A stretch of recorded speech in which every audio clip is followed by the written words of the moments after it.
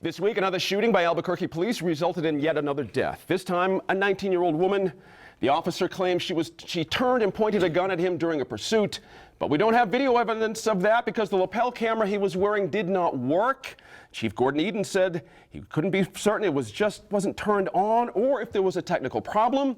Now, we've been working to interview Mayor Richard Berry and APD about the Justice Department report, and we are hopeful they'll come on our show soon, but officials at the Albuquerque Police Department have declined to grant us an interview. Tom, the latest incident does not clearly sit well with a lot of folks who watched that press conference with Chief Eden. Your overall sense of what sort of broke down there with that press conference? Well, it's good policy fosters good public relations, and I think what broke down in the news conference broke down earlier as far as not having cameras that worked, and now there's an issue with the Taser International and their involvement with the Albuquerque Police Department. They're the supplier of the and when you go out in that type of situation, Chief Eden should have been able to provide as many answers as possible, but instead the media rode APD like a rented mule. They just beat the tar out of it, and they said, you know what, you can't, you're not answering questions. The media is frustrated. That's right. And the person who has all the answers came out. He didn't have a whole lot of answers. Exactly. And so I think that puts APD's level of trust in even a lower perspective. I mean, there are many different things about this issue that are so disturbing. The one that really hit me specifically is that while they were in the process of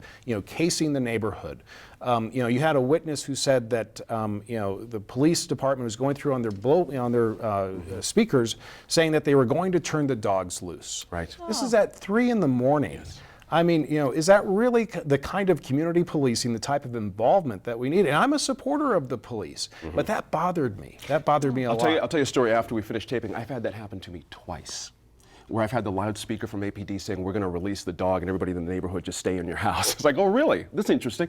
How did you, when you watched that interview itself too, the sense of the man himself, what was going on there? He has the resources to get the answers. I mean, you just can't say, trust me, in light of the DOJ report, and to have no answers about whether the lapel camera was on or whether it malfunctioned. Now, it seems to me that if you wanted to be a good crisis communicator, you would say, we're going to find out whether this lapel camera was on or not, and if it was not turned on, according to regulations, we are dismissing that officer, because we want to set the tone going forward for a better police department. That's a very interesting point, Julianne, that the senator just made, because I thought the chief would make some reference to the DOJ recommendations moving forward about how things are going to be handled. Never came up. Yeah, I think that when your answer is, I don't know,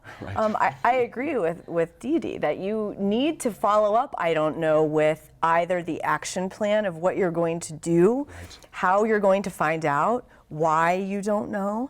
And I think that, you saw Channel 13 cut together several clips from that press conference where you just hear the chief repeating that. And that's what it feels like as a reporter at a press conference when you ask all the questions you need to ask and you get very few answers. It was interesting listening to our former colleague Matt Grubbs and our colleague Trip Jennings in the background basically losing their minds trying to get answers during that press conference. Dan, similar question where there's a tone being set here. How's the community supposed to are we supposed to feel more confident about APD now because of this performance? Are we less confident? What happens here? I'm confused, and having been someone that had to hold press conferences, you don't have a press conference if you don't have the answers.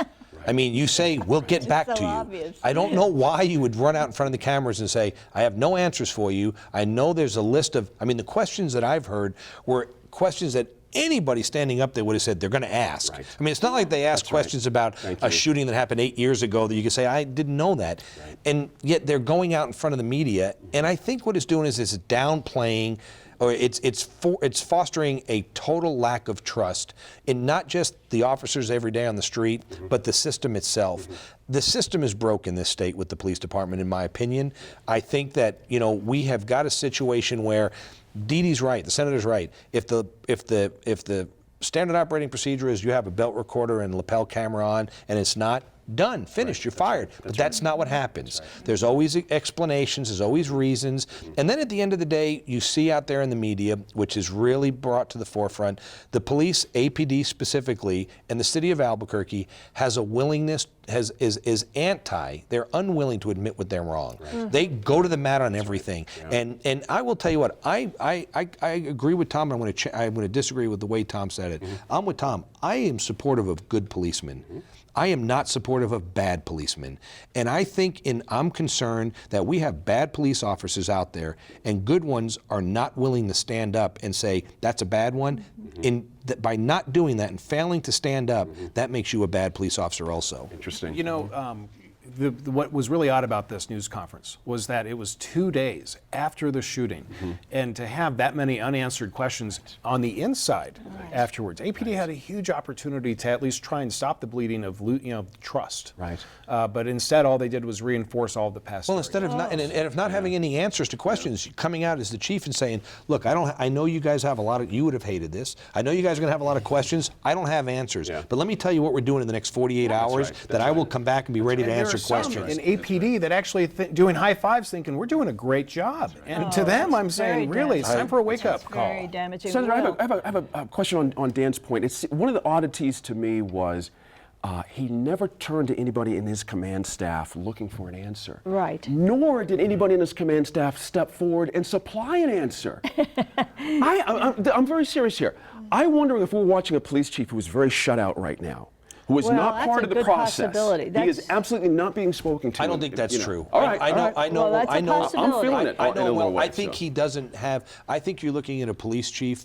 My sports analogy would be: you're looking at a head coach that stepped in, and the GM and the team are in place, and he was told make it work, and he's trying to figure out what the trade's going to be, what the draft pick needs to be, what the offense is they're going to run. I think it's unfair to say that Chief Eden is lost in the clouds. I think he's trying to. He's been there less than 30 days, and he's trying to get his feet on the ground, figure out who's there. Why does he not know the answers, as Tom says, 48 hours later, that he could get a Well, rough because Because approximation? I think but I think the problem is that's why DOJ is here. They have a bad system. That's why they're in the trouble they're and they in. need to stay here. They need to stay here and monitor the situation, because the longer the gap between when the police department finally does come up with some answers, the longer it is when people are thinking, well, they're just editing the lapel camera video, or they're just fabricating stuff in the interim, and the situation will get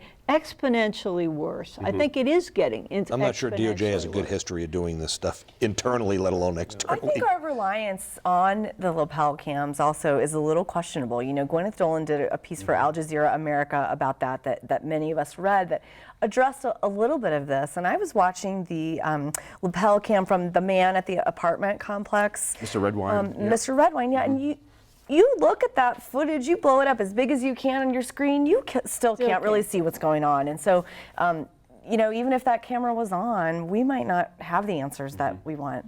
But the fact that it wasn't on, or that they don't know it wasn't on, I can tell you, I can tell you firsthand, when you're in these situations and the first request is, I want to hear the belt recorders.